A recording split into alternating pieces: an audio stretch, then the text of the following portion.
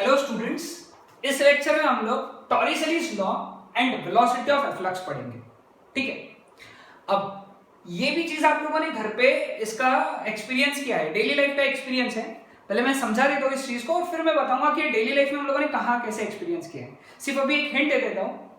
आप लोग जब घर में हैं, आपके घर में जब वॉश बेसिन में जो नल है, सपोज उसका कनेक्शन होगा ऊपर, एकदम ऊपर जो टाकी में जो वाटर टैंक है ना उस पर, अब वो टैप को जब खोलोगे तो अगर उसका जो फ्लो है वो अगर कम हो गया तो आप तभी अंदाजा लगा लेते हो कि ऊपर टाकी में पानी कम है। ओके, और फिर तुम मोटर वगैरह जो भी चालू करना है वो चालू कर देते हो। ओके, आज हम लोग उसका साइंटिफिक एक्सप्लेनेशन देखेंगे कि ऐसा क्यों। ओके, सो ये एक वाटर टैंक है जिसमें हम लोगों ने वाटर फिल करके रखा है अप टू हाइट h, या फिर एक लिक्विड है जिसको हम लोगों ने h हाइट तक फिल करके रखा है। इसका ऊपर का area of cross section A है, ये जो एरिया है ना that is cross section A1। इसका हम लोगों ने एक ऑरिफाइस बनाया, ऑरिफाइस यानी गड्ढा, ऑरिफाइस ऑफ एरिया A2 हम लोगों ने बनाया, एक छोटा सा गड्ढा बनाया। Okay, at height small h below the top surface. तो बॉटम सरफेस से हाइट कितना रहेगा इसका, h माइनस h। तो अभी क्या होगा, यहां से लिक्विड बाहर निकलेगा ये, ओके, और आके बाहर गिर जाएगा, सरफेस पे आके गिर जाएगा। क्लियर? तो जो वेलोसिटी से वो बाहर आएगा v, that is known as velocity of efflux. Efflux बाहर निकलना, कितने स्पीड से बाहर निकला v, और इसी का इक्वेशन हम लोगों को निकालना है। ओके, नाउ कैसे निकालेंगे? अब जस्ट अंदर और जस्ट बाहर, ये जस्ट अंदर और ये जस्ट बाहर दो पॉइंट्स कंसीडर किए। अब ये जो बाहर वाला पॉइंट है उस पे प्रेशर है P नॉट, और जो अंदर वाला पॉइंट है यहां पे प्रेशर रहेगा P not plus H rho जी, है कि नहीं? अंदर वाले पॉइंट पे प्रेशर कितना रहेगा P not plus H rho जी, और बाहर वाले पॉइंट पे प्रेशर कितना रहेगा P नॉट। बाहर वाले पॉइंट पे वेलोसिटी कितनी है v, लेटर से जैसे जैसे लिक्विड बाहर आ रहा है वो नीचे भी आ रहा है और वहां वेलोसिटी से आ रहा है v पर। Clear with this? सभी को ध्यान में आया? ओके, सो सबसे पहले हम लोग इक्वेशन ऑफ कंटिन्यूटी लगाएंगे।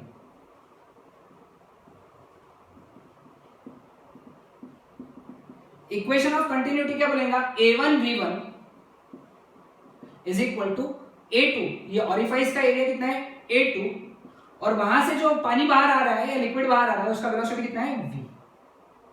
Clear with this? तो let us see that is v। ये हमारा इक्वेशन ऑफ कंटिन्यूटी हो गया। अब हम लोग लगाएंगे Bernoulli's theorem. Okay, Bernoulli's theorem क्या बोलेगा, अंदर का pressure energy that is P not plus H rho g plus अंदर का kinetic energy that is half rho v1 square, that is equal to बाहर का pressure energy P not plus बाहर का kinetic energy that is half rho v square. ठीक है, now P not cancel हो गया, H रो g सब में से रो भी कैंसिल हो गया, सभी में से, तो H g plus half v1 square, यहां से v1 कितना आएगा a2 bye a1 into v, तो कितना आएगा a2 square upon a1 square into v square, that is equal to half v square. ठीक है, मल्टीप्लाई बाय 2 और ये टर्म को इधर लेकर चल दो, तो कितना आएगा 2gh इज इक्वल टू, अब 2 से मल्टीप्लाई किया तो ये बन गया v स्क्वायर, ये अब उधर गया इसलिए minus a2 square upon a1 square into v square. अब v स्क्वायर कॉमन निकला तो ब्रैकेट में क्या बचा यहां से 1 minus a2 square upon a1 square is equal to 2gh। Suppose this area A1 is very large in comparison with this area A2, है ना? A1 is very greater than A2, therefore A1 square is very greater than A2 square, therefore A2 square upon a1 square is very very less than 1 and hence it is neglected. इसको neglect करना, बहुत छोटा है 1 से. देखो यहाँ पे एक एक स्टेप देख लो, a1 इन दोनों का स्क्वायर किया फिर थोड़ा सा चेंज करके लिख दिया. सो निग्लेक्ट हो गया, यानी ये टर्म निग्लेक्ट हो गया. Therefore v square is equal to 2gh. Therefore v is equal to under root 2gh. So this is the formula for velocity of efflux. तो ये है हमारा velocity of efflux. ओके, और इसी को हम लोग बोलते हैं टॉरिसेलिस लॉ. ओके, अब यहां से सबसे इंपॉर्टेंट बात कि this velocity is directly proportional to root h. यानी h क्या था, उस गड्ढे का height with respect to water, water का फ्री सरफेस. ओके, अब जितना ज्यादा हाइट रहेगा पानी का उतना ज्यादा वेलोसिटी और उतना फास्ट पानी आएगा बाहर. जैसे जैसे पानी बाहर आते जाएगा हाइट कम होते जाएगा, जैसे जैसे हाइट कम होगा वैसे वैसे वेलोसिटी भी कम होगा, है ना. और जब पानी बहुत कम रहेगा तो हाइट भी बहुत कम रहेगा, हाइट बहुत कम है इसलिए वेलोसिटी भी बहुत कम रहेगा, है ना. मैंने वही बताया था तुमको कि तुम्हारे बेसिन के टैप से ही पता कर सकते हो, मतलब पता है एग्जैक्टली नहीं बोल सकते हो कि कितना पानी है, बट ऐसा अंदाजा लगा सकते हो कि टाकी में पानी कम है. ओके, क्यों? क्योंकि वेलोसिटी कम होगी, वेलोसिटी कम है इसका मतलब h भी कम होगा. समझ में? So this is first point. Second point, this velocity is independent of rho. यानी डेंसिटी पे डिपेंड नहीं कर रहा है, यानी लिक्विड कौन सा भी रहे, velocity of efflux is independent of rho, density of liquid. Okay, again सारा बात आइडियल फ्लूइड के लिए चल रहा है. आइडियल फ्लूइड यानी नॉन विस्कस. नहीं तो तुम बोलोगे सर ऑयल भर दिया मैंने, अब ऑयल के लिए कैसा ट्रू होगा? ऑयल इज विस्कस, ऑयल के लिए नहीं. अपना सारा किसके लिए कंसर्न? आइडियल फ्लूइड के लिए. सो सेकंड पॉइंट समझा सबको? ठीक है.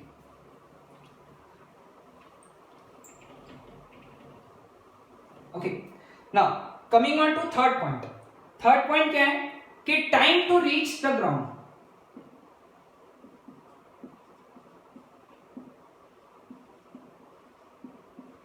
यहां से जब पानी बाहर निकलेगा तो कितने समय बाद वो नीचे गिरेगा. अब इसका वर्टिकल मोशन अगर देखें तो वर्टिकल मोशन में डिस्प्लेसमेंट कितना है? h minus h. That should be equal to half gt square. s is equal to ut plus half at square, है ना.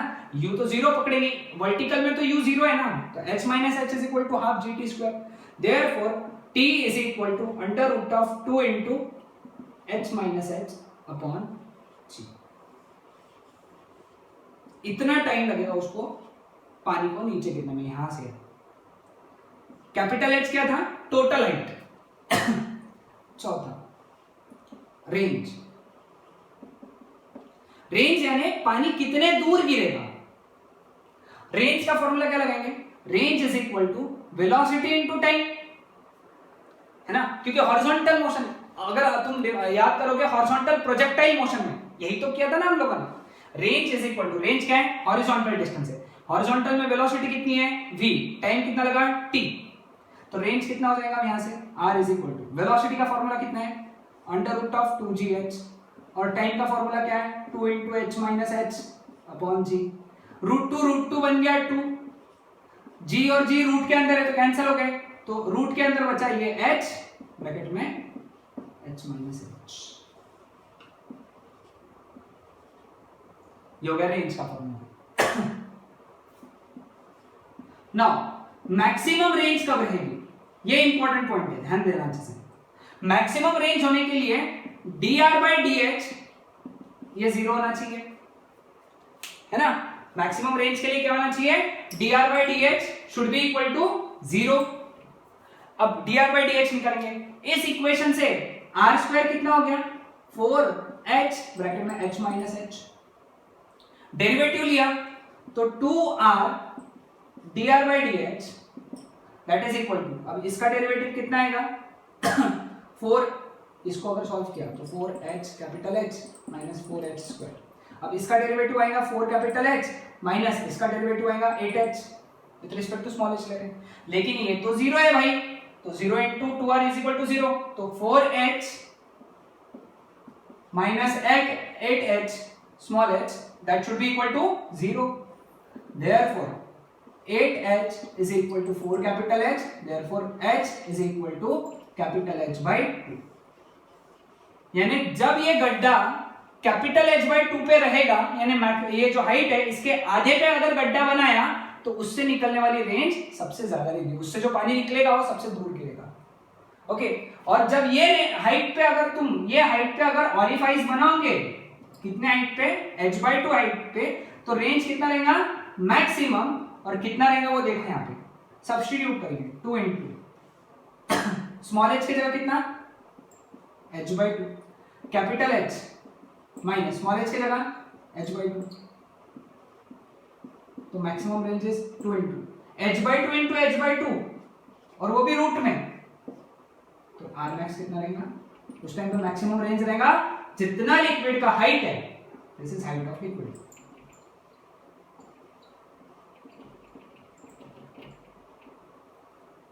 समझ गए?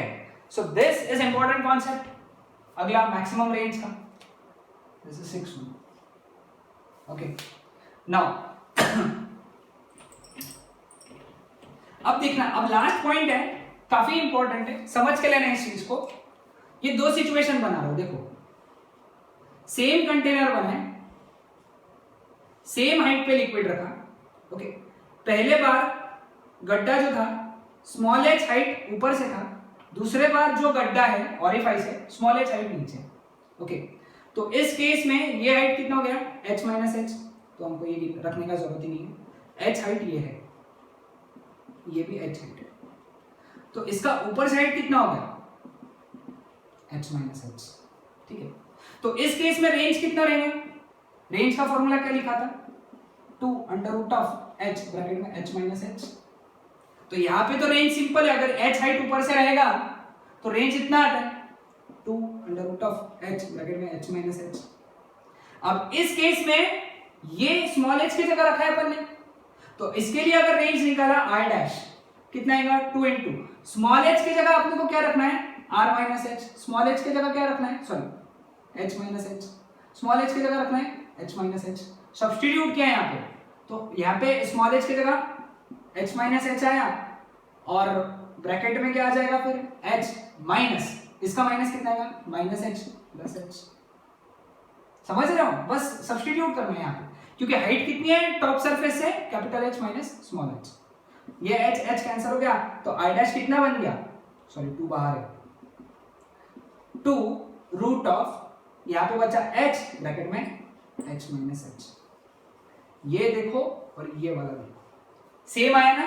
सो इसका मतलब ये है कि h हाइट बिलो या फिर अबव अगर है तो रेंज कैसा रहता है, सेम होता है. ओके, यानी इसके लिए ये डायग्राम ध्यान में रखना, h height below, h height above,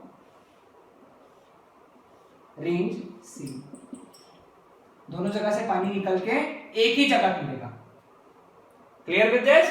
so this was all about Torricelli's law and velocity of efflux. That's it.